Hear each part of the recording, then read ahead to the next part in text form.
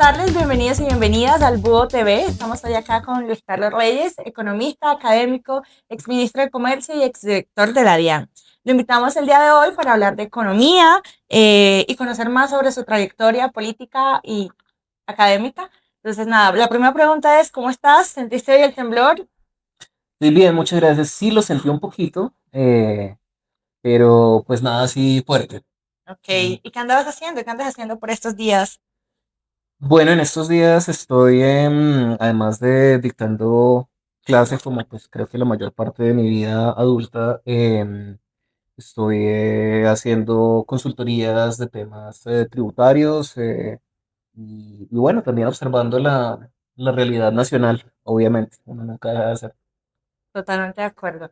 Y bueno, acabamos de hacer una transición de gobierno, entonces queríamos Ujú. preguntarte para iniciar, ¿cómo crees que, o bueno, cómo acabó fiscalmente el país luego del gobierno de Gustavo Petro y cuál es el panorama que recibe el presidente Abelardo de la Espriella?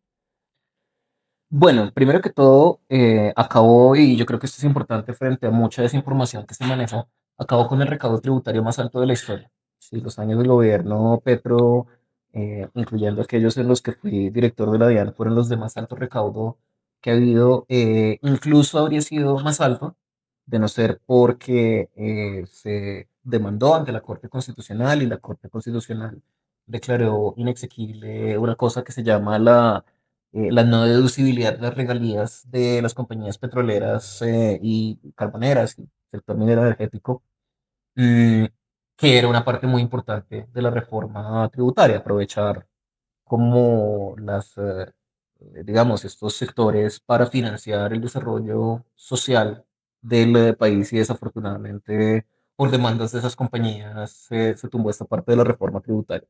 Pese a eso, tuvimos el recaudo tributario más alto de la historia. Ahora, el sector público, el Estado, pues tiene por un lado unos ingresos y tiene por otro lado unos gastos.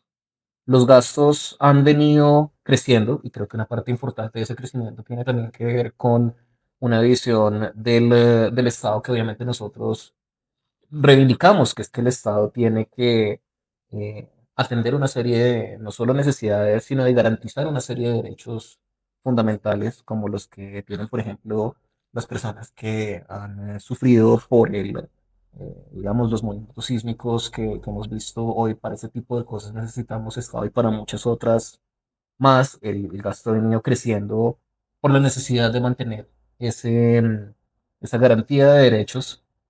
Mm, por otro lado, creo que también es cierto que algo que no se logró en este gobierno fue un presupuesto programático regionalizado y debatido de manera transparente en el Congreso de la República, que es una herramienta que necesitamos para lograr no necesariamente reducir el gasto, que se podría utilizar para reducir el gasto, pero sí para hacer más eficiente el gasto, para que cada peso que se le meta al sector público rinda todo lo que puede rendir en pro de esa garantía de derechos fundamentales de la ciudadanía.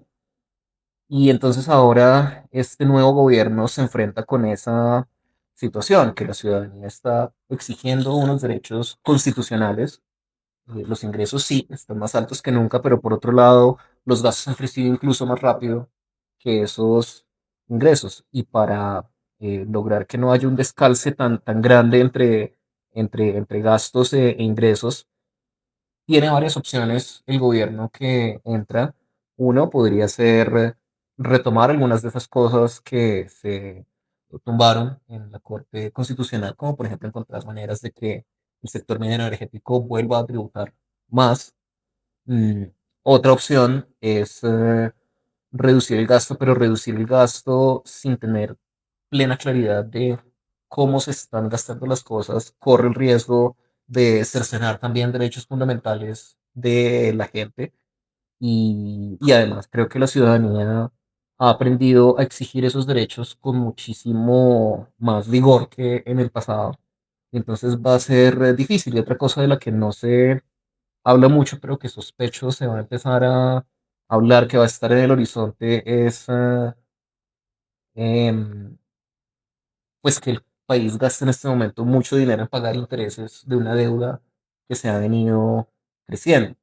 Creo que Si el gobierno no logra manejar o un aumento de los ingresos tributarios o una reducción del gasto que no se choque contra esa garantía de derechos sociales, algo que puede que empiece a contemplar sea dejar de pagar las deudas del país, lo cual tendría una serie de consecuencias adversas, pero en alguno de esos tres lados, o pagos de deuda, o aumento de ingresos tributarios, o una claridad mayor en el presupuesto, pues va a tocar ceder. Sí. Y bueno, en el marco de eso también queríamos preguntarte, ¿cómo fue tu experiencia trabajando en el gobierno del expresidente Gustavo Petro? ¿Alguna anécdota que nos puedas contar en el marco de eso? No, pues anécdotas muchas.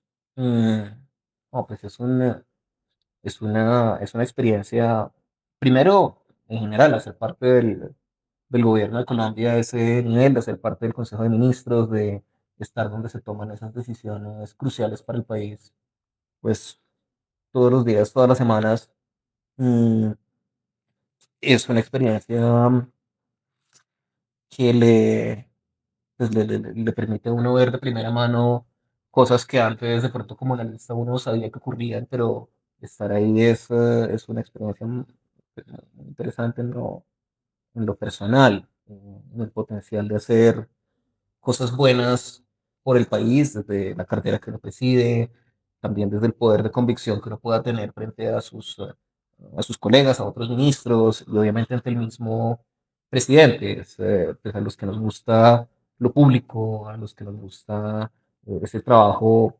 colectivo que hacemos como colombianos desde el Estado, pues es una oportunidad muy, eh, pues, una oportunidad magnífica. Mm, y anécdotas, pues, no sé, de todas, ¿no? Sí, eso no sé, no sé. Ajá. ¿Cómo es el proceso que a uno lo contacten para ser, bueno, usted primero fue Director de Salarial Dayan. Ujú, y luego ministro de Comercio? ujú. Entonces, ¿cómo es el proceso de que lo contacten y te digan, Ricardo Reyes, quiero que sea director de la DIAN? ¿Cómo fue el primer día o ese primer acercamiento de... Claro, pues la verdad es que en esos cargos, obviamente, pues los presidentes gobiernan con personas cuya trayectoria conocen desde antes, o por lo menos de las cuales tienen referencias muy fuertes desde antes, ¿no? Entonces no es un proceso, ni creo que deba ser un proceso en el cual uno hace clic en una página web y de pronto lo contactan, así en LinkedIn, sí. Proceso rápido de aplicación, sí. Em, en mi caso, yo soy economista, yo soy profesor de economía y en el 2017 fundé una cosa que se llama el Observatorio Fiscal de la Universidad Javeriana, que es un observatorio que se enfoca en dos grandes temas. Uno, los impuestos y entender cómo cómo se recaudan los impuestos, cuánto viene de cada uno de ellos, cómo las reformas tributarias que se plantean afectan a distintos grupos sociales. Y por otro lado, otro tema del observatorio es el gasto público, en qué se gasta la plata del Estado colombiano. Mm, En el observatorio nosotros nos enfocábamos mucho en tener contacto con la ciudadanía y con los periodistas económicos porque nuestro objetivo era darle a la ciudadanía información para entender y para poder pensar de manera crítica con respecto al trabajo del gobierno en términos de finanzas públicas, de impuestos y de gasto público. Ese trabajo que nosotros hicimos inicialmente estaba orientado a los periodistas económicos, pero algo de lo que nos empezamos a dar cuenta muy pronto fue que los mismos miembros del Congreso de la República no tenían claridad, y esto no por falta de interés, sino porque el mismo Ministerio de Hacienda no parecía tener mucho interés en dejar claras las cosas. Los mismos congresistas no sabían bien cómo las reformas tributarias que estaba planteando el gobierno iban a afectar a distintos grupos sociales y tampoco tenían mucha claridad acerca de cómo realmente se estaba gastando el presupuesto. Entonces, 2017, 2018 nos empezaron a contactar y a buscar por los informes que nosotros hacíamos, que estaban en un lenguaje muy claro, que era un lenguaje no técnico, sin dejar de lado el rigor, queríamos algo que todo el mundo entendiera. Mm, Nos empezaron a buscar y en ese medio, pues en ese medio de políticas públicas y concretamente del Congreso, el trabajo que hacíamos se empezó a conocer bastante, de manera que cuando llegó el 2022, entró el nuevo gobierno, algunas de las cosas que nosotros habíamos publicado pues señalaban debilidades que había habido por ejemplo, en el manejo del gasto público durante la pandemia, que fue absolutamente opaco. No se sabía dónde estaba yendo la plata, ni en tiempo real, o sea,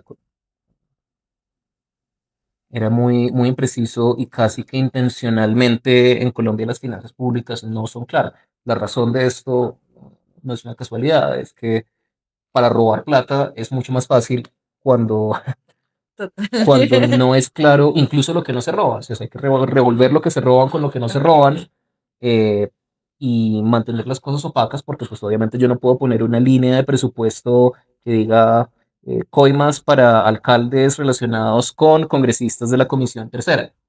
Pero eso es lo que hay, ¿sí? Entonces, ese tipo de cosas mm, habían suscitado este interés en muchos congresistas, sobre todo de oposición, en el trabajo que nosotros hacíamos.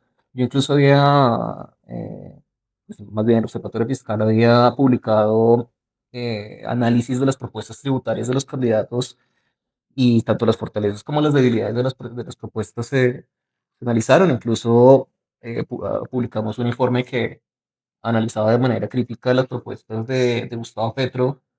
Em, y pues hay que reconocer que digamos, eso que nosotros publicamos se internalizó, se corrigió y además pues me buscó el gobierno. En este caso fue a través del entonces ministro de Hacienda, José Antonio Campo, por un lado, también por parte del, hasta no hace mucho, ministro de Educación, Daniel Rojas, y otras personas afines como al progresismo que me conocían de ese ámbito que llegó ese nombramiento. Y tengo que señalar que una de esas personas, uno de esos congresistas fue el después presidente del Senado, Rey Barreras. Ok. Bueno, y en o sea, luego de esta experiencia, ¿tú cómo crees que nos vamos hacia las elecciones regionales en el marco, pues, del contexto sociopolítico en el que estamos y si hay alguna consideración de tu Mm, parte para aspirar a la alcaldía de Bogotá, por ejemplo? Bueno, empecemos por lo primero. Tenemos un reto muy grande y es desmarcar el movimiento progresista de cualquier tipo de personalismo, ¿sí?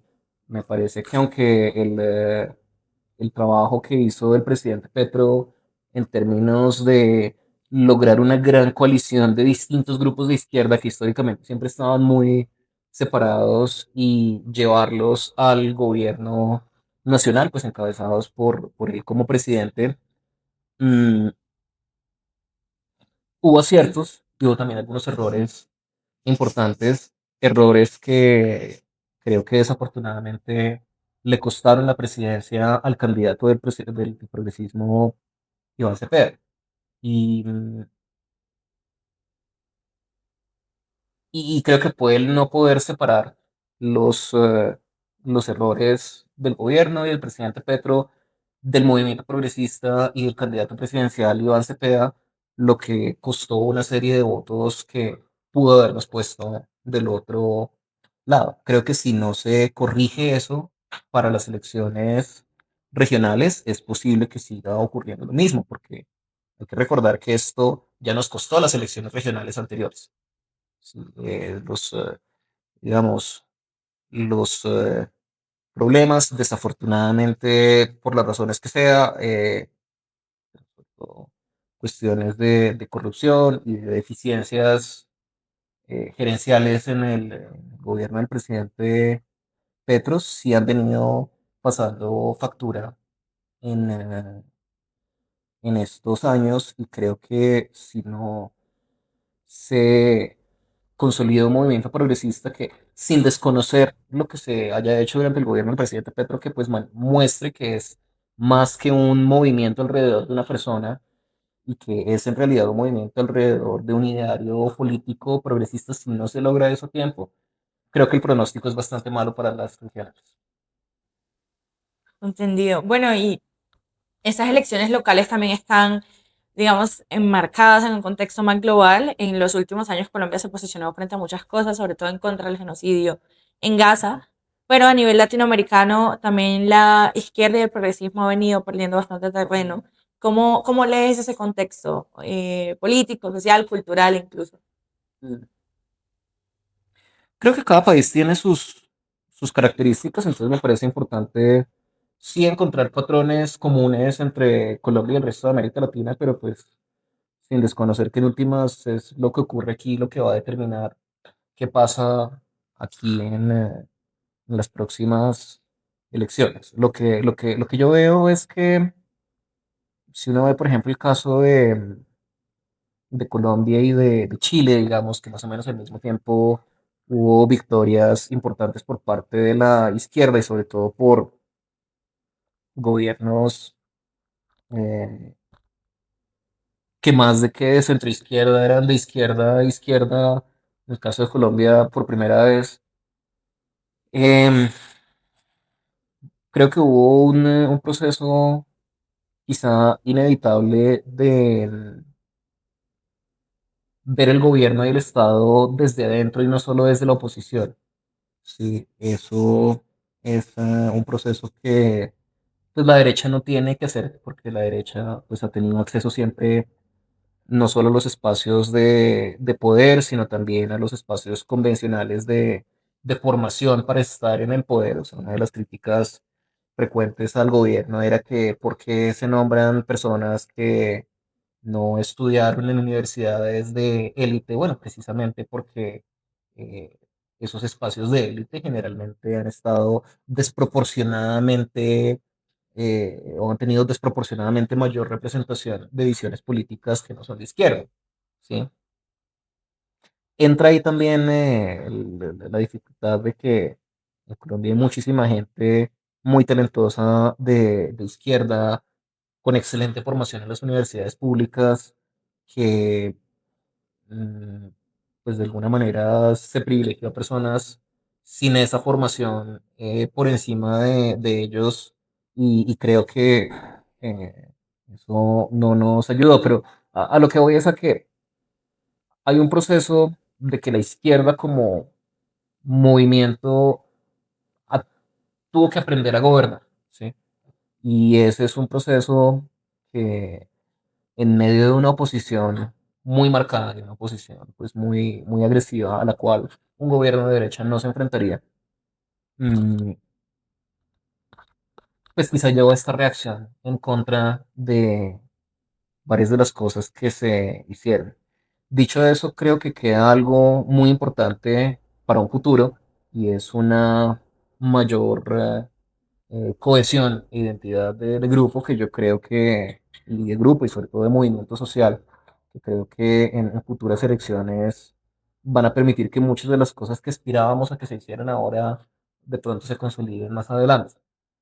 Ok, bueno, entonces ahorita vamos a pasar a una sección de preguntas rápidas. Em, la primera es, estás viendo 100 años de soledad, hablando de estos contextos que se repiten y parecen Ajá. círculos. ¿Te la estás viendo? No, no me la estoy viendo. Eh, Creo que me preocupa que siempre me la he imaginado de una manera como me leí el libro y me gusta mi manera y no sé, ¿no? A veces uno no puede desver las cosas y entonces prefiero... Ok, muy purista. Bueno, yo Sí. también la leí varias veces. Me molesta un poco el acento cachaco de gran parte de los personajes, pero creo que sí lograron como una gran representación y el personaje de Úrsula está muy bien construido. Entonces, yo recomiendo que la veas. Bueno, Pero sobre esto, ¿cuál serie o película te has visto recientemente que recomiendes? Que digas, "Uf, acorde a muchas cosas". em, y yo creo que cuando estoy viendo series o películas en este momento lo que quiero es no pensar. Ok. Entonces, tiendo mucho a ver cosas que ya he visto. Eh, ¿Cómo cuáles? en este momento estoy volviendo a ver, pues con mi esposa estamos viendo Breaking Bad. Es una muy buena serie, pero sí, ya sí, esa es muy buena también. Saul Goodman. ¿Eso estaba en el guión? Ayuda ahí, ayuda ahí. Esto es una gran serie, ¿no? Acerca de un abogado penalista que se involucra mucho con sus clientes, que los ayuda en absolutamente todo lo que necesitan, sí. Sí, sí, es una gran serie. Yo, total, no la he visto. ¿Pero qué tipo de música sueles escuchar, por ejemplo? Em, escucho mucha música clásica, eh, pero realmente de todo un poco. O sea, a mí me gusta como, o sea, es como entre música pop de los 90 y de principios de los 2000 y música clásica. Sí. Ok, nada de vallenato, por lo que veo. Sí, a veces, por ejemplo, cuando cumplí 40 años, mi esposa, sabiendo que eso me iba a gustar, me dio serenata con un conjunto vallenato. Y uno de los vallenatos que más no sé si la palabra es que me divierte, es uno que habla sobre un contrabandista. Que es ¿Algo que decirles? vallenato de, El de, claro, el de Pipe Socarrás, el de Tite el Pite Socarrás. Socarrás, sí, claro. Lo que cuando visité la DIAN de Valledupar, eh, esto es verdad. Soundtrack. Pues, obviamente una de las cosas que más me gustaba era sentarme a hablar con los que llevaban ahí toda la trayectoria, los funcionarios públicos conocían las cosas como venían ocurriendo desde hace muchos años. Decía, bueno, vengan, o sea, ustedes aquí pues hacen incautaciones de contrabando, cuáles son como las rutas, de dónde viene. Que no, bien. Claro, pues obviamente es el contrabando que viene de La Guajira. De la Guajira arriba. Sí, entonces me empezó a sonarme sí, allá en La Guajira arriba, donde Donde nace el hace contrabando, contrabando. ¿cierto? Entonces, como en esas películas de, no sé si son viejas, pero Indiana Jones como el mapita que empieza una vez, y yo, claro, no, es aquí dejaron la pista de allá arriba, allá en La Guajira arriba, donde nace. Muy bien. Claro, sí, o sea, todo el tiempo estuvo ahí en la canción, era cuestión de ponerle cuidado No, no, no. Llegó a Puerto López y dejó arruinado al Tite Socarrás. sí, Bueno, nos anotamos para el próximo cumpleaños de Mr. Taxes. por favor. Sí, hay vallenato.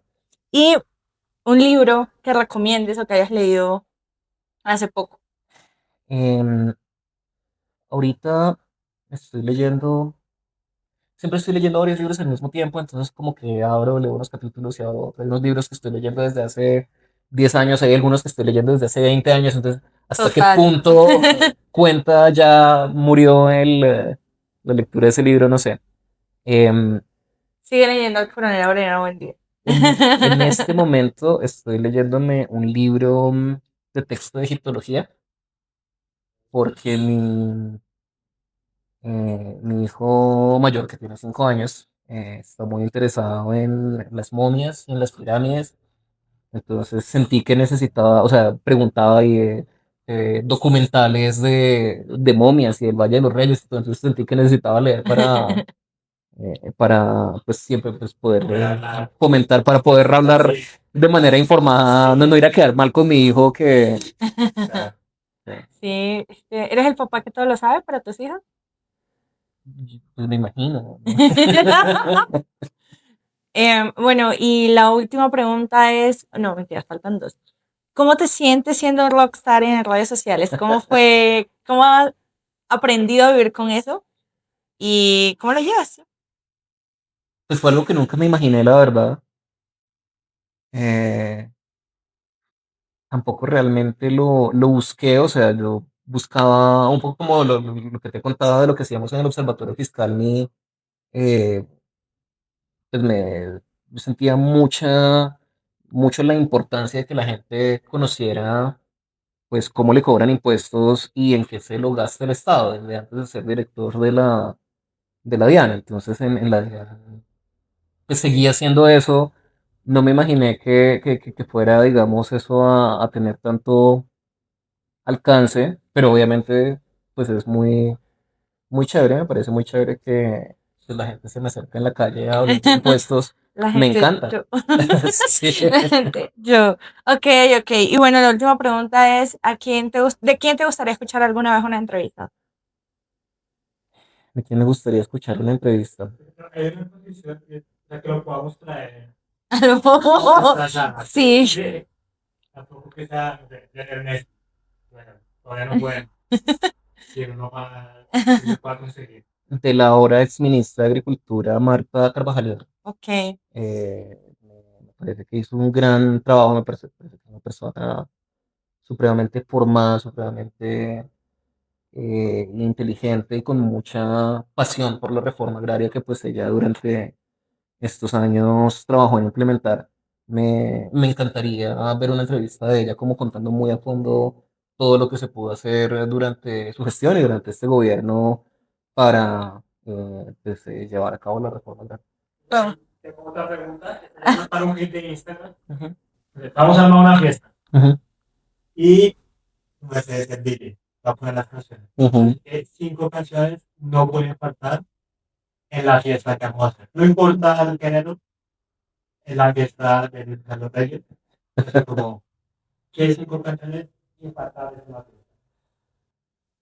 Uf. Em, o sea, para mí en algún momento tiene que llegar a algo de Queen, o sea, Bohemian Rhapsody como hacia el final, hacia la culminación de la fiesta. Em, Me parece.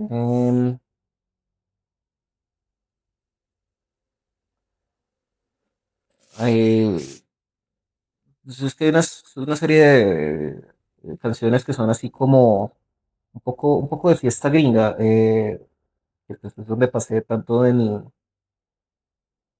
mis años aún más jóvenes. Primero y después en Michigan State. En, entonces, tiene que haber un poco de un grupo que se llama Journey. eh, y no, pues yo creo que siempre, nunca sobra un poquito de Katy Perry, probablemente Firework. Em, Creo que más allá de eso uno puede escoger. Puedo empezar con algo de Britney Spears. Uno es muy producto de de su época y y de sus momentos. Yo creo. Y creo que el mejor favor que uno puede hacerse es, sobre todo como estando joven, estando como en los momentos especiales de la vida, asegurarse de que esté escuchando muy buena música, porque escuche buena música o escuche mala música, esa es la que uno va a relacionar con los buenos momentos de su vida, entonces pues, ¿por qué no?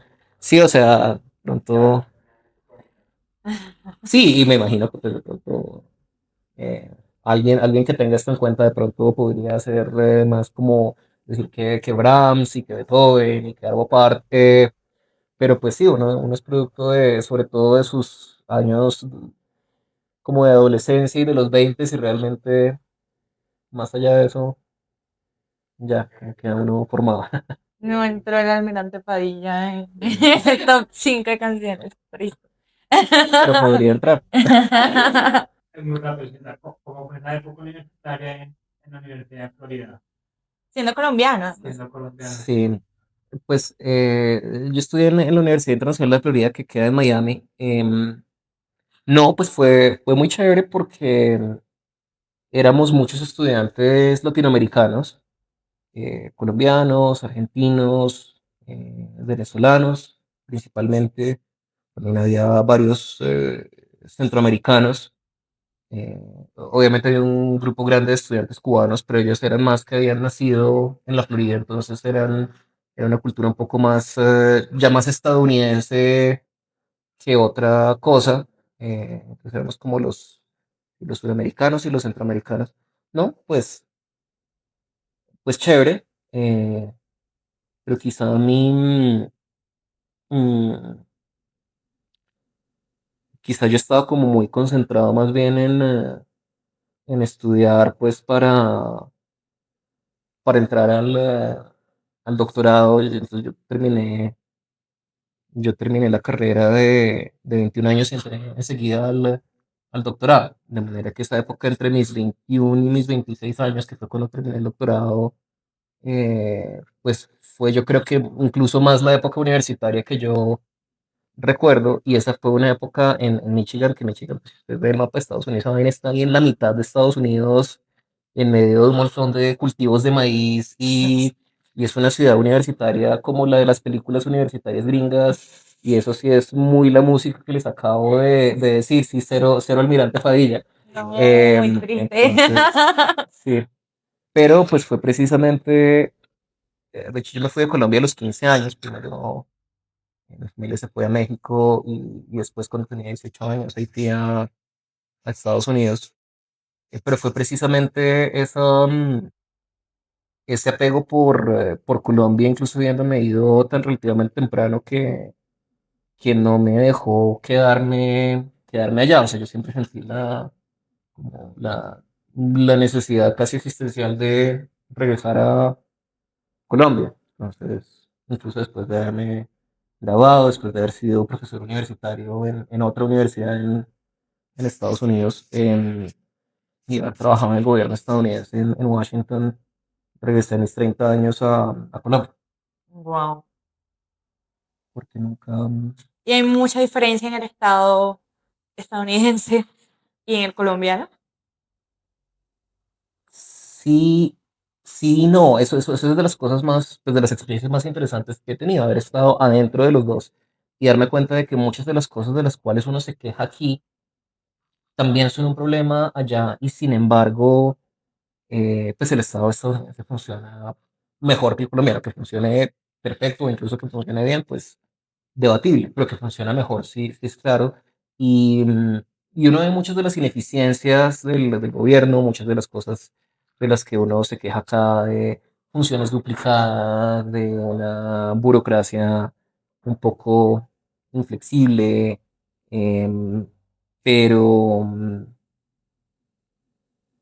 pero creo que quizá una diferencia importante es que se hacen sobre la mesa muchas más cosas que aquí no se hacen. ¿Sí? O sea, por ejemplo, en los debates de presupuesto en Estados Unidos, en el Congreso, eh, que un congresista dice, mire, es que si no me traen este presupuesto a mi estado a construir una base militar que se está decidiendo en qué estado la ponen, si no la ponen aquí, entonces pues yo no voto por la reforma tributaria. Eso se discute sobre la mesa, ¿sí?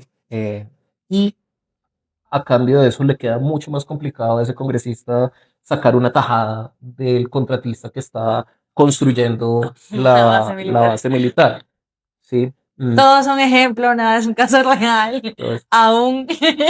y creo que sería muy importante que se pudiera hacer eso en Colombia, porque de todas formas el presupuesto se regionaliza, pero se regionaliza de una manera tan opaca que hay dos problemas. O sea, un problema grande es, claro, la plata que se roban, es plata importante, pero en medio de todo, si fuera solo lo que, o sea, no sé, que se robaran el 10%, que es un montón de dinero, pero si fuera ese 10% y ya, y el otro 90% lo pudiéramos usar de manera muy eficiente y sabiendo dónde están los recursos, las cosas mejorarían un montón, ¿sí?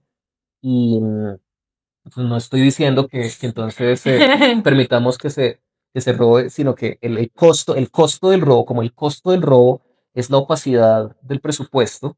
Entonces, al no saber en qué se está gastando ni lo que se roban ni lo que no se roban, lo que no se roban no lo podemos planificar bien. Y por eso, o esa es una de las razones por las cuales hay tanta ineficiencia en el gasto del Estado. Si hiciéramos las cosas sobre la mesa, porque es una cosa que los congresistas hoy no pueden hacer o les queda muy complicado hacer. Un congresista salga a decir, es que mire que yo fui el que logré que mejor dicho, yo le forcé el brazo al gobierno y a los demás congresistas para que trajeran esta partida presupuestal a Soledad Atlanta. Eh, a mí me parece que eso está perfecto en una democracia. O sea, la regionalización del presupuesto no es una decisión técnica, es una decisión política, es una decisión que tiene que tomarse en conjunto entre representantes de todas las regiones del país, pero el no poder, incluso, o el que esté tan complicado sacarle de frente réditos electorales a eso, también hace que los congresistas tengan que dar 20.000 vueltas para, entonces, primero se roban una plata para financiar la lechona, la compra de votos, y es mucho, o sea, terminan dándole una miseria a la gente a cambio de su voto, cuando si se hiciera todo sobre la mesa, pues es cierto, a veces en la regionalización habría cosas con las cuales en otras regiones no se está de acuerdo, pero por lo menos sería sobre la mesa, y las consecuencias políticas para quien insistiera en llevar un proyecto a su región y se perdiera esa plata, hubiera sobrecostos, hubiera retrasos en la ejecución, pues inmediatamente sabemos, es que eso fue culpa, o sea, este congresista fue el que lo pidió, y vean que estos contratistas que llegaron al proyecto que él pidió fueron los que Se robaron la plata. malograron el proyecto, lo que sea, ¿sí?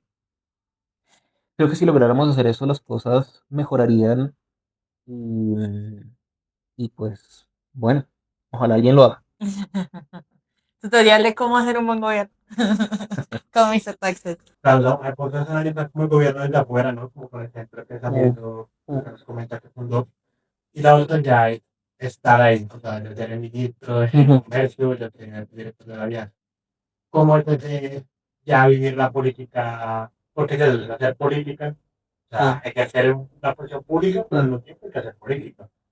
¿Cómo es usted como con esa hacer política ya siendo gobierno? Bueno, hay una diferencia importante entre los funcionarios públicos que han sido nombrados en altos cargos, y otra cosa son digamos, los cargos de elección popular. Esas son dos cosas muy, muy distintas, ¿no? Hacer política desde esos altos cargos, pues hay gente que lo hace básicamente como, no sé, empezando a desviar recursos desde ahí para sus futuras campañas políticas, cosa que yo no hice. Mm, Pero de todas formas, sí hay un componente importante de hacer política, en el sentido de, por ejemplo, lograr apoyo del Congreso para los proyectos de ley que necesitan las entidades que uno preside, y que, pues, en efecto, sí se encuentran con todos esos intereses, que no creo que esté mal que se encuentren con esos intereses. Me parece que el principal problema, pues, como ya lo mencionaba, es la manera en que se tramitan esos intereses, que se por debajo de la mesa. Mm, Creo que estando en esos cargos es donde uno se da cuenta de, no sé, de la falacia tecnocrática. La idea de que para solucionar los problemas del Estado colombiano lo que necesitamos es una, mm, una misión de sabios, y no lo digo por la más reciente que se ha convocado, o sea, desafortunadamente esa pendejada se le ocurrió a casi todo el mundo. No es cuestión de, no es tan complicado. Creo que hay sí muchísimas personas con el conocimiento técnico en todas las áreas, como para tener una idea muy clara de cuáles son las principales cosas que hay que hacer.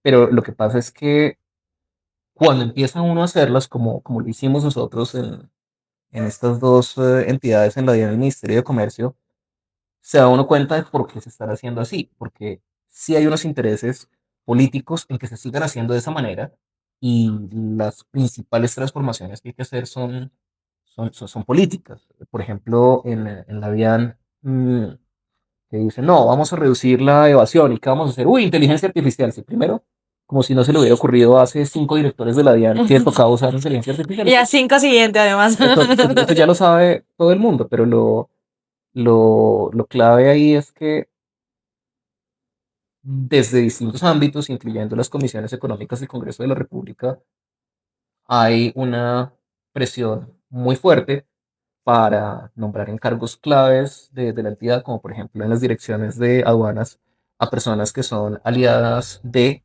el contrabando, y por lo tanto del lavado de activos, del narcotráfico, y que eso no es cuestión de, de que esas personas empiecen a usar Claude a ver si si la inteligencia artificial soluciona eso. No, el problema es que hay muchos que están ahí precisamente para obstaculizar ese debido funcionamiento del Estado y el reto para la inmensa mayoría de las cosas que los técnicos piensan que son técnicas es un reto político. Creo que hay mucha distracción en eso de pensar, sí, para el área que sea, que vamos a hablar con los técnicos a ver si necesitamos que nuestro sistema de salud sea un poquito más como el NHS británico o que se parezca más al sistema holandés, no sé qué más. Sí, son conversaciones muy importantes en las cuales es muy importante que haya alguien que sepa la diferencia entre el sistema holandés y el sistema británico y que diga,